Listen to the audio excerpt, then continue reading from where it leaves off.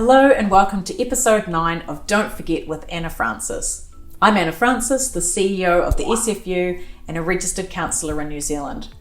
This video series is all about sharing my thoughts, ideas and reminders about things we so easily and often forget when we're practicing and learning solution-focused brief therapy. In each segment, I'll focus on one key thing that I hope helps you while you're on your learning journey or keeping your solution-focused brief therapy skills sharp. In this episode, I want to talk to you about the details and why the details are so important.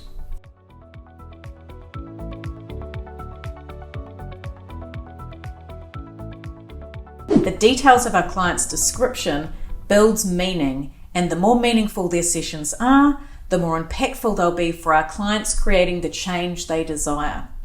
We want our clients to be able to visualize what they're sharing with us in regards to how it connects to what they want, whether it's the past experience of the history of the outcome or their preferred future, because it's more believable to them, more achievable to them, the more detailed the description is. For example, let's say our client's desired outcome is to feel more at peace and happy, and we ask them, when was the last time that you remember experiencing this kind of peace and happiness? They may answer, let's say, about a year ago before I started really experiencing this anxiety.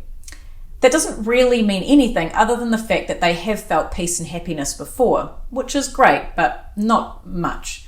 But if we ask them about the specifics of what was going on that year ago in detail and what they noticed about themselves during that time of peace and happiness, and we can keep that going for as long as we can, it's going to hold so much more meaning for the client and a very clear evidence that their peace and happiness is something that is possible and that they can have again. We also want to ask lots of detail about what role they played in their peace and happiness, which is evidence to their internal resources. It can be very uncomfortable when we're asked to talk about our skills, traits, strengths and achievements. And because it's uncomfortable, as therapists, we're more often to try and scoot past it as quickly as possible until we're in a more comfortable conversation space. We humans, not just our clients, have a knack of dismissing our greatness when the spotlight is on us in a good way. I know it makes me uncomfortable, but the more detail we can elicit in the space, the more that their success is evidenced and visible. So we really need to remind ourselves to just push through when this is challenging for our clients and ourselves. I mean, if we take this concept out of the therapy room and apply it in our daily lives, we get to be more likely to experience success the more details we have. I mean, I can think of a few examples. When my children were younger, we lived rural and they would want me to come and pick them up. And the more details I had in the description of where they were, the more likely it was that I'd arrive at the correct location.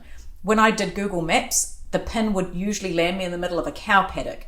So I really needed details, and we all learned this the hard way. We all did a lot of frustrating waiting. Something like reminiscing with friends and family. The better I can describe the memory, the more likely it is that they'll remember. And if it's a funny memory, the belly laugh happens and then everyone starts adding in their parts of the memory. So the details really make such a difference. Another thing I can think of is like artwork. When children are young and they haven't yet got skills and dexterity, we can't really tell what it is that they've drawn. But as that improves, the detail gets better and we know what it is. I mean, to be completely fair, my skills haven't moved much past stick figures and smiley faces, but I do hope the details are a little clearer than when I was 3, hopefully. The more ingredients I put in a salad, the more likely it is that it will be full of flavor and with more depth. So I think you get the gist of what I mean, and I'm sure you can think of many examples of why details matter. The exact same thing applies in solution-focused brief therapy. Once we establish a desired outcome, we want to elicit as much detail as possible so the memories of the desired outcome or the future of the outcome can be relived and imagined just like the snippet of a movie reel. They get to actually see it, which makes what may feel impossible, possible. And I think that's super vital, making what may feel impossible be possible. And it can be really hard work to keep things super detailed. It can be really hard work for our clients to allow themselves to imagine obtaining and moving towards the change that they want. That can be scary and super vulnerable. It makes sense that the saying dare to dream really is a dare. But we don't want our clients to miss the opportunity to dare to dream. And spending time in the details of their history of the outcome and exploring how their internal resources have shown up in the past gives them almost permission or a safe space to dare to dream about the future they really want.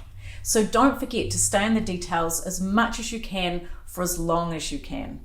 And thank you so much for joining me for this solution-focused snippet. I really hope that this reminder helps you as you continue to grow your skills and confidence. So if you enjoyed this video, please leave a comment, like, share with your colleagues, and don't forget to subscribe to our YouTube channel so that you get notifications for our other amazing solution-focused brief therapy videos.